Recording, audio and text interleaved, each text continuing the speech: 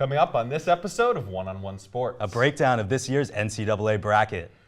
Decision tank with possible LeBron destinations. NCAA women's bracket. All that and so much more. And it all starts right now.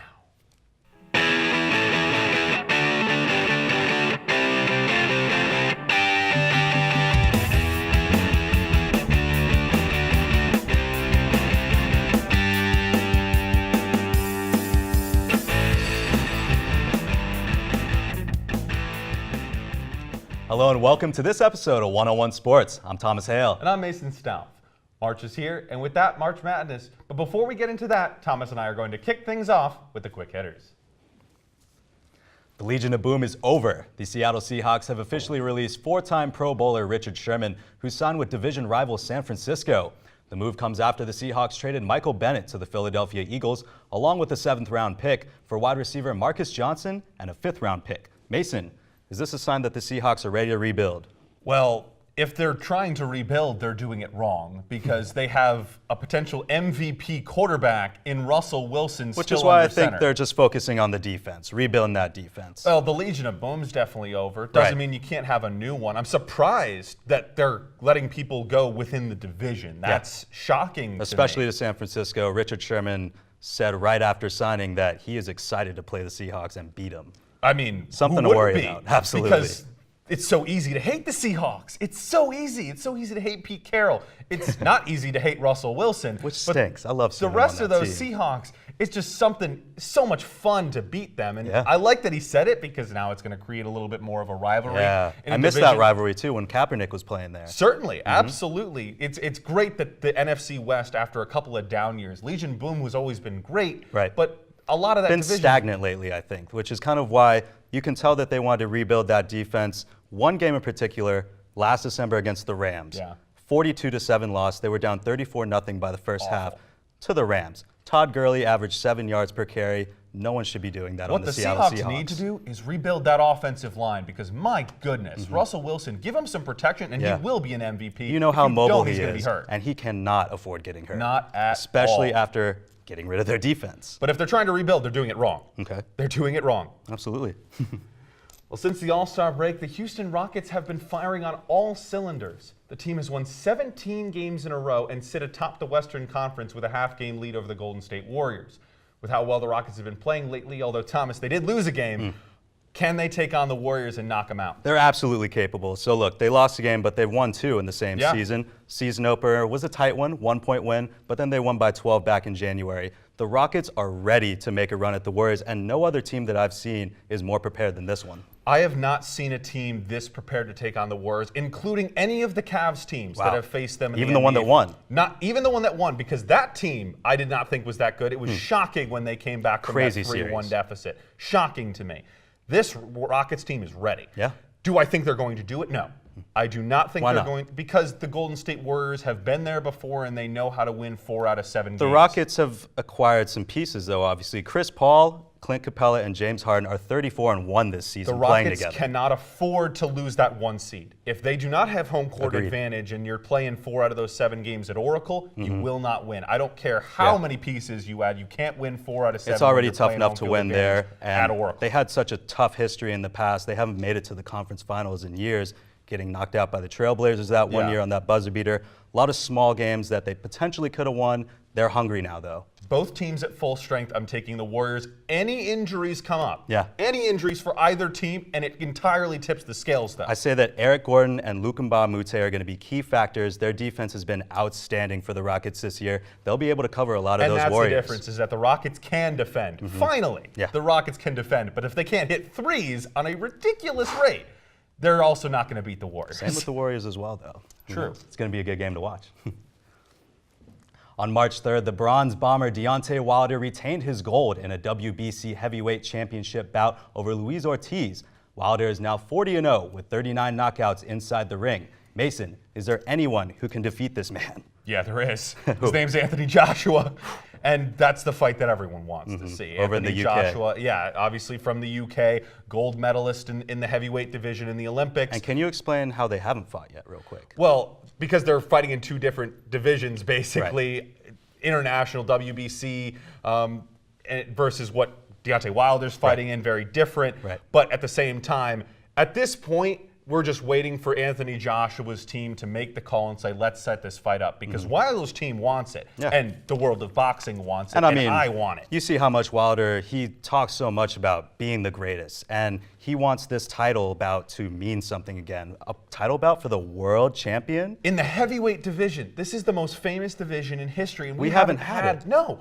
And you look at the records of these two guys, 40-0, 39 knockouts, 20-0, 20 knockouts for Joshua. Yep. These are two guys who do not leave the ring. And for Deontay Wilder, 29 of those knockouts came before the third round. Right. These are not guys that are going to go the full 12. These guys are going to come out throwing haymakers and knocking each other to the deck. And Wilder's style is exactly like his name, absolutely wild. This guy is not technical whatsoever. No. He loves just swinging his arms around. And that is why, to answer the question of can he be beaten, yes, because he's wild and he could miss, and Joshua, who is a lot more disciplined as well, is that reach is over 85 inches. And you saw Luis Ortiz last bout really put him to the ringer. He's a much more technical fighter than Wilder is, and once he got that space, he was delivering some punches. But that fight is the one that people have been waiting for. It's not all about the publicity like Mayweather and McGregor was. This is about boxing. Yeah. These are two of the greatest we've ever seen going at it in an World actual champion boxing. World champion. That's what we've been waiting for miss it. years.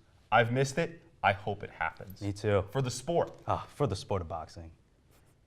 Well, that's all the time we have for this quick hitter. But when we come back, I'll be back at the desk to talk some March Madness with our March Madness experts.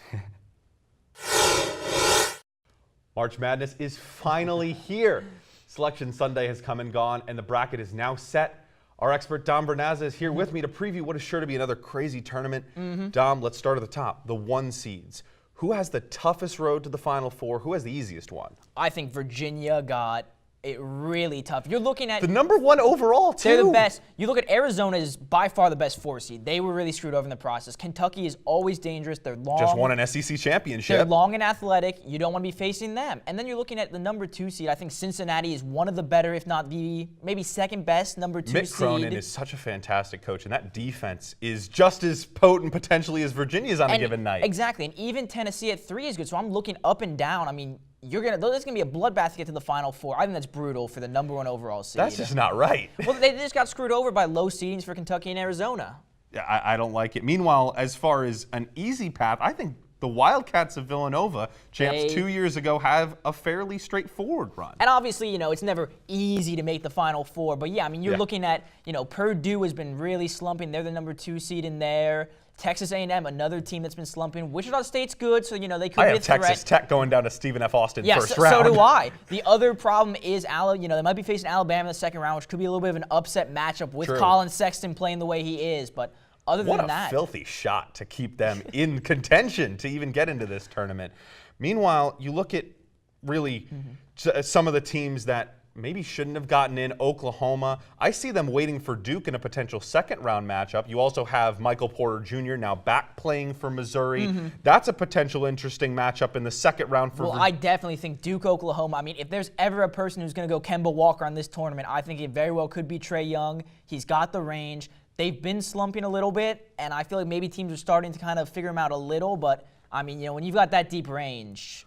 Who's your national title contender in your bracket? Who's going to win it in your bracket? Man, I'm terrible at it, so. Oh, first off, if I pick the right person, you got to give me half your winnings. But I got to say Duke. That's mine too. I don't feel super comfortable about it, but that's kind of the way my bracket shook out. I think they have a ton of talent. It killed me last year. Marvin Bagley has been playing probably the second best player in the nation behind DeAndre Ayton. You got Grayson Allen, who's been there before. He's going to be cool under pressure. Wendell Carter, highly underrated. And I just think this is college. It's shown that twin tower dynamic can really work here. Now, what about the other team from right down the road, UNC, who knocked off Duke in the semifinals to go up against Virginia in the ACC championship game? They're the number 2 in the West. Do we think they have a chance? Well, I definitely think they do, especially because, Xavier is probably, if we're being honest, the weakest of the 4-1 seeds. So that really is helping. I have them going out to Michael Porter Jr. Yeah, no, I think that's really helping them out. Gonzaga could be a tough matchup at number 4, a little rematch there. But I definitely think that of all the 2 seeds, they probably have the easiest path back to the Final Four. And once you get there, it's anyone's game. I think they definitely have the size and talent. Roy Williams, he knows a thing or two about winning championships. So. And Do you think Virginia gets to the Final Four through that gauntlet? I had Arizona beating Virginia. I think DeAndre Ayton, throughout the whole season, has been fantastic, but recently he's been turning it on. He's the closest thing college basketball has seen to Shaquille O'Neal, just a dominant 7'1" player. I think it's going to be tough for Virginia. Well, let's watch our brackets go down in flames, shall we? Every year. Every year. Well, we've made our picks for this tournament. They're probably wrong. Almost but certainly. Up next, Thomas and I do a little role-playing as we bring our NBA experts to discuss where LeBron James should go this offseason. Stick around. Here's your check.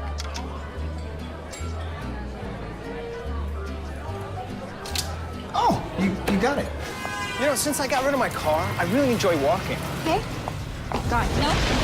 Getting pulled over for buzz driving could cost you around $10,000 in fines, legal fees, and increased insurance rates. Oh, you're home early. You live with your mom? That'll set your game back a few years. Buzzed, busted, and broke. Because buzz driving is drunk driving. If you drive buzzed, it could cost you around $10,000. You'll face major legal fees, major fines, and steep insurance penalties. You could lose everything. Buzzed, busted, and broke. Because buzz driving is drunk driving. You sure you don't want some? It's chamomile. Listen, you are extremely terrifying. Just the scariest undead subhuman thing on TV, and I really mean that. But I am worried that you could give my kids nightmares if they see you, so I'm gonna have to block you. So that's it. Oh, and tell the zombies they're blocked too.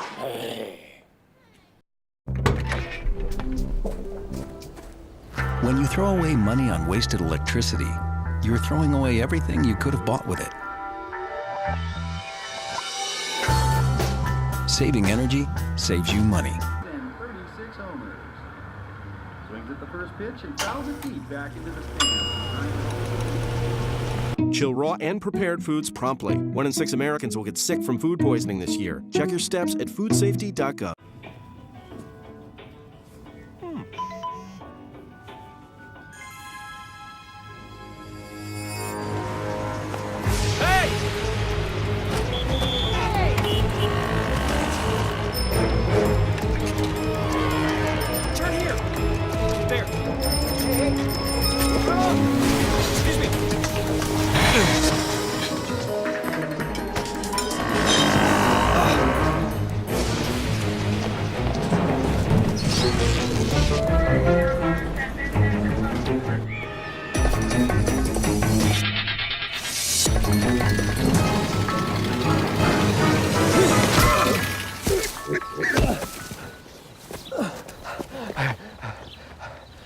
So, same time next week? Well, of course. Put away a few bucks, feel like $1 million. For free tips to help you save, go to Feed the Pig.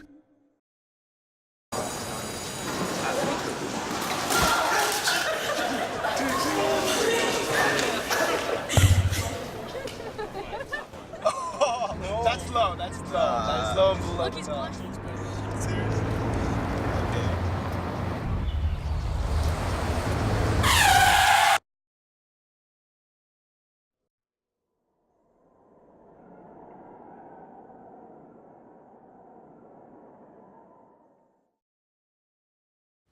Despite NBA free agency being over 4 months away, teams from around the league have already begun recruiting LeBron James. On this Shark Tank edition of One-on-One Sports, Mason and I will act as the Kings' agents and decide what city we will recommend he go to this offseason. So first up, Philadelphia.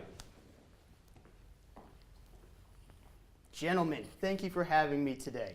There is no better option for LeBron James this offseason than the Philadelphia 76ers. The Philadelphia 76ers offer something that none of these teams can offer. They offer 2 young, hungry, powerful rising stars, one of whom is a top 12 player in the NBA and was an all-star starter this year. Another one who possesses traits, skills, and abilities similar to Mr. James himself. It possesses the salary cap space to sign LeBron James. The Houston Rockets do not have that. It possesses beautiful schools such as Malvern Prep for young LeBron Jr. to progress his game and become what his father is in his career. It possesses young, talented role players such as Robert Covington, Dario Saric, and TJ McConnell to shoulder the load and to really help LeBron off the ball and on defense. It possesses a passionate fan base, a new to be upgraded arena, and a team that is hungry and a team that is going to rise to the top of the East. You avoid the Western Conference and the Golden State Warriors, and you give yourself a better supporting cast than the Cleveland Cavaliers can offer you. And you have a better supporting cast than the young Los Angeles Lakers feature as well. Anything else that you have for Mr. James? I do. Trust the process. And now the Houston Rockets. Thank you for having me, gentlemen. I'm proud to represent the Houston Rockets. Now, one thing that needs to be brought up is LeBron James' age. Unfortunately, he's not the youthful player he was a few years ago. He's over 30 now, which means his windows for winning championships is closing. And right now, my team, the Houston Rockets, offer him the best chance to win a championship now compared to the rest of these teams. Let's take a look at them. The Lakers are currently in a rebuild. LeBron doesn't have time to wait for a rebuild. The 76ers won't be able to get past the Raptors or the Celtics. And the Cleveland Cavaliers won't be able to dump his team every time LeBron wants new players. Right now, with James Harden and Chris Paul, LeBron will have the perfect setup to make a run for the Western Conference. He hasn't won the West. He's dominated the East for over 7 years. It's time for a new challenge at the end of his career, and right now the Rockets can offer him that with the ability of being outside of the Warriors' shadow and taking a shot at the Western Conference and at least one more ring before he retires. Did you say that Mr. James's age was a problem? Mr. James is playing at the highest level of his career in his 30s. That's true, but wait for one injury to potentially mess everything up. We see this happen with players at their prime. One injury over 30 and they could have a frequent injury every season that could deter them and force them to retire early. LeBron's window is closing. Houston has the best chance to get him a couple more rings. And do you have anything else for Mr. James? They don't call us the Rockets for nothing. We can blast them off to the atmosphere into a couple more rings. Thank you very much. Very nice, thank you. Now the Lakers. How's it going, gentlemen? Good, Not thanks. bad. I'm here representing the city of Los Angeles, and I'm here to offer something that none of the other people that you've talked to can offer, and that is actually the city of Los Angeles, the city that LeBron James, he grew up admiring, that he grew up loving, that he loves now, that he has 2 homes in, one in Brentwood, 16 bedrooms. Oh, it's such a nice house, right? He wants to be in Los Angeles. You guys can make it happen. He loves Los Angeles. We have the cap space. We have the potential in terms of getting other players to build around LeBron. Make it happen. He's a king. He deserves his kingdom. His kingdom is in LA. Considering that you've traded a lot of your young talent to Cleveland this past trade deadline, what are the odds that Mr. James can have the same amount of success with the players that you've kept? He can have the same amount of success, but what he can't have is Los Angeles. And that's what he wants. He wants Los Angeles. He wants to be successful not just in the NBA, but after the NBA. He wants to be Kobe. He wants to have the Hollywood lifestyle, the glitz, the glamour. He's been wanting that so much. And in Los Angeles, we can provide that for him in the NBA as well as afterwards. We can give him a real future. Anything else for Mr. James? Go LA. Go LA. Thank you. All right. Now for the Cleveland Cavaliers. Gentlemen, thank you for meeting with me tonight. I want to talk about the place where LeBron is right now and why he shouldn't leave. First of all, it's not a little known fact. Everyone in Cleveland, even the front office and the players and the fans, worship the ground LeBron walks on. They make the moves he wants. They make the trades he wants. They cut the people he doesn't want. They sign the people he does want. And you know he wants that front office control. You know he wants to have control over his team. And this is truly his team. You go somewhere else, Philly, Joel Embiid, Ben Simmons, Houston, James Harden, Chris Paul. This is truly LeBron's team. No one can question that. This is the team he brought his first championship to this city. They don't have much to cheer for the Browns, but the Cavs are the pride of this city. It would be 3 straight championships if not for Golden State. And you know he wants that revenge against the Warriors every year until he can beat them once again. Another thing is the Cavs can offer more money and more time in Cleveland than any of the other teams. We can offer over $200 million and a 5-year contract. No one else can offer over $155 million. Lastly, I want to talk about the LeBron James Foundation. LeBron has done so much work for the kids of Akron, where he grew up, obviously went to school, and where his kids go to school now, to send them to schools where they can get further education. He loves the city of Akron and the state of Ohio. Why would he leave? My only question for you is, what can Cleveland do that they haven't done already for Mr. James? I think the biggest problem we're having is just a lack of chemistry, and that comes with time. We have the new players. We have a fellow All-Star in Kevin Love. LeBron has all the pieces. It's just about putting them together and finding that finished product, which I know we can in Cleveland. So anything else for Mr. James? Don't leave the land, LeBron. It's your home. Thank you. Thank you. And thank you for coming out to this episode of Decision Tank. Mason and I will take your pitches into consideration. Wow, these are really good. You act surprised.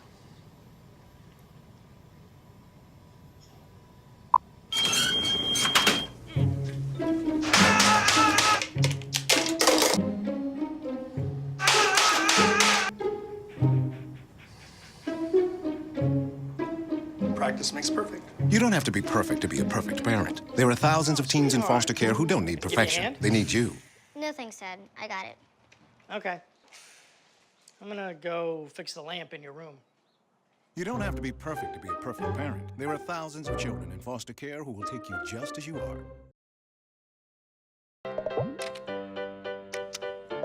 I don't know what's happening. Start a new chat. What did I do? Okay. Wow. That is so weird. Hey! Hi! Oh my gosh. Hi! God, I don't even know what to say right now. I'm so nervous. Gia, you're so big. Come closer to the camera. Wait, now you're in my face. That was so good. It's no fairy tale that the right fit means everything, especially when it comes to car seats. Always choose one that's the right fit for your child's age and size. That does make a difference. To find out more, visit safercar.gov/therightseat. Danse, balance la cadence, ondule bien tes hanches, au bal du dimanche. You didn't give up on sex. Don't give up on birth control either. There are more methods than you think. Find yours at bedsider.org. All right. I know this isn't any fun to talk about, but we should. Okay. So who's going to do what? I'll pack the dead batteries. Great.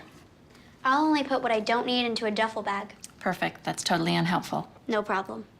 Meanwhile, I will try to comfort everyone by speaking in a calm voice. And I'll try to get the generator going without any gas. Oh, let's not forget the cell phones, which probably won't work. Right. And who is going to handle supplies? I can forget to do a list for us. Thanks, pal. Well, I think we couldn't be any less prepared. I'm proud of you guys. Talk to your kids about who to call, where to meet, what to pack. Visit ready.gov/kids for tips and information.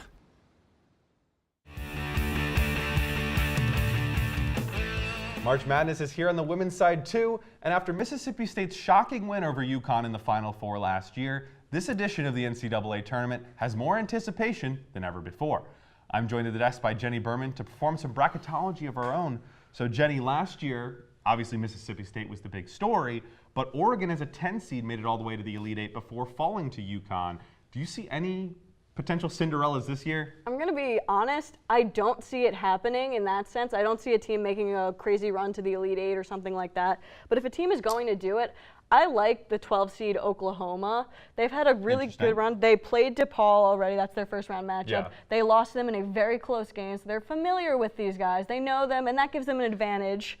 And the other thing, too, is that they have Gabby Ortiz, who has a 93% free throw percentage. That's always helps. One of the best in the country. And Viennese Pierre-Louis, who has a 61 field goal percentage, which is 13th in the country. Yeah, and I also like the fact that this is obviously an Oklahoma team coming from the Big 12. You do play some big names year in, year out, like the Baylors of the world, whereas DePaul, the Big East has kind of gone down a couple of times. Marquette was a bubble team. They did get in, but still, tough to come out of the Big East as a 5 seed and go up against another Power 5 team as a 12. Right. But there's also, this is a fantastic year for the mid-major schools. Talk about our own school, Elon, getting in as a 14 seed or a 13 seed going up against the 4 seed NC State on Friday. Any other mid-majors that we really think could pull up an upset? Because I think Elon can. Right, I think Elon's one of them. There are a few publications that actually picked them to pull that upset. They like their chances, 6th best defensive points And per they played possession. before 70-57 earlier. Right, so they're familiar with that too. But I like Central Michigan over LSU, and I have a few interesting stats for this. So they're 38 as team shooting, 38.4% from 3. That's 12th nationally. That's a really good number. I mean, they have an 80% free throw percentage, third nationally, and 29.3 defensive rebounds. That's 14th nationally. Those are good numbers. This is a solid team. When we're talking about one of the best teams in the country, you have to say Central Michigan. And LSU hasn't been good since Sylvia Fowles graduated. Really, they've tried to come back, but really it hasn't been the same in Baton Rouge since Sylvia Fowles nearly a decade ago. And when you're talking about having a team that can be so defensively good, having those defensive rebounds, that's where you can beat teams, is having that defensive ability, and that's where Elon also is getting some love. So I think you see these defensive mid-major teams being able to pull I up have those two, wins. and they're going to end up playing each other in my bracket. Belmont over Duke in the 12-5, and I have Georgia losing to Mercer in the 13-4. I love Mercer. This team has not lost since Thanksgiving. Yeah. They have won 25 in a row. They enter on a ridiculous winning streak, and Kalia Lawrence is one of the best scorers in the country. So you've got to go with the hot hand, I always feel. Coming into these tournaments, honestly, when anything can happen, you want a hot team. And my coming in. bracketology is always terrible, but that's how I do it. It's the Right. hottest team, not necessarily the team with the best record. But is there anyone that can beat UConn? Is there anyone that can beat UConn? I feel like that's always the question. It And is to always me- the question. to I hate me- it. I hate it, to but it's the me, question. There's Mississippi State, there's Notre Dame. Really, the 1 seeds, I feel like, are the only ones who really see, stand for me, a it's a chance. 2 seed. Really? It's Baylor. I think Baylor deserved a 1 seed, and I think, unfortunately, injury bug caught up to them at the end of the year, which prevented them from getting on the 1 line when Notre Dame lost to Louisville. But I think this Baylor team is fantastic. They have one of the best bigs in the country. They may have the best big in the country. And you look at the rest of this team, it's fantastic. They can score. They didn't get the credit they deserve because of the Big 12, but they can beat UConn. My thing is what you said with those injuries and how players not being in their best fitness because of that. If you want to go against UConn, you have to be able to play at your very best. And I don't know if Baylor's going to be able to do that. But how about this Elon team, though? Right. Elon, again, back-to-back titles. Credit to what Charlotte Smith has done And with they this program. dominated the CAA tournament, and I think that's when we talk about hot teams. There probably is no team that has pulled up some bigger wins in the last couple of games than Elon. And now they get to travel right down the road to Raleigh to face off against a team they've already faced with a huge alumni base. Now you get a huge crowd going there as well. That is going to be an incredible matchup to watch up against. And one of the things is that NC State is one of these slower teams in this tournament, and Elon can play fast and they can play well and efficiently when they're doing that, and that's going to give NC State a lot of trouble. They play like they did against James Madison and Drexel in the CAA tournament. They can knock off NC State. They only lost to them by 13 earlier. I think they can do it. I picked them in my bracket, not only because I'm an Elon fan, but because I think that they can do it. I mean, they're getting love from the press too. I saw a bunch of websites really giving them that nod as the trendy upset pick, so it would be great to see that. As Charlotte Smith says, go Phoenix. Right. That's it from the hard court, or is it? Next up, Thomas and I finished the show discussing how NBA legend just added a piece of hardware to his trophy case, and everyone else who might be able to join him. Stay tuned. Retired NBA legend Kobe Bryant is still winning off the court. Last week, Bryant took home the 2018 Academy Award for Best Animated Short Film, becoming the first retired professional athlete to win the award. Retirement is generally a period in which athletes relax and reflect on their career, life, and success. But as it is with Bryant, it's not always the case. Mason and I are back at the desk to discuss the athlete with the best post-career success. So Mason, who you got? Oh, it's got to be Shaquille O'Neal. Shaq. It's got to be Shaq because, first of all, my ultimate goal in life is to be as happy as Shaquille O'Neal is with his. Goes post-career, he's basically advertising everything. Yeah, just talking about basketball. On top of doing Shaqtin' a Fool on Inside the NBA and just being an absolute clown, just loving life. Absolutely. Great pick. I'm going to stick with another NBA star. The GOAT on the court. True. Also the GOAT in business adventures off the court. Michael Jordan. I mean, he's got his own shoe brand. He's got his own shoe brand. He's got his own team. People love it. He's got his own team, the Charlotte Hornets. He's worth $1 billion. But most importantly, he saved the Looney Tunes from being enslaved by a race of aliens in a basketball game. And now we get Space Jam 2 as a result. Hopefully with LeBron James. That's the plan anyway. We'll see. That's the plan. That's all the time we have for this episode of 101 Sports. Special thanks to all of our producers, crew, talent, and you, the viewer, for tuning in. If you like what you saw and want to see more, check us out on Facebook, Twitter, Instagram, and YouTube, all at 101 Sports. That's all from us. Thanks for watching, and until next time. Whose side are you on?